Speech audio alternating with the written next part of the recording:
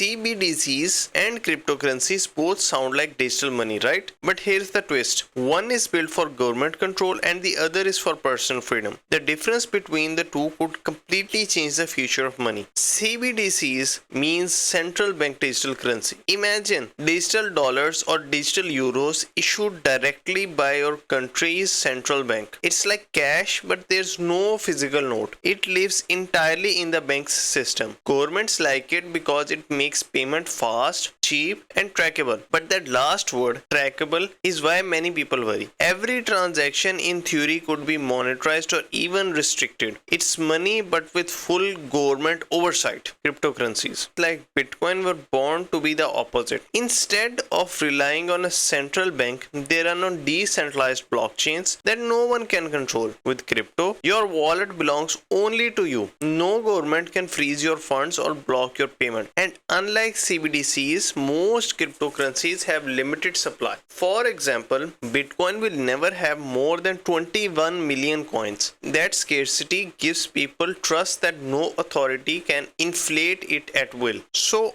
why does this matter? Because CBDCs and cryptocurrencies represent two different futures. One future is money that's efficient but centralized, where every transaction could be traced and controlled. The other future is money that's borderless and open, where people themselves are in charge, but with risks like volatility and scams. Both are powerful, but they couldn't be more different. So no, CBDCs are not just another cryptocurrency. One is a digital version of a traditional money fully controlled by government. The other is a decentralized money designed for freedom. The real question is, which kind of money do you want to live with? One that's controlled from above or the one that puts the control in your hands?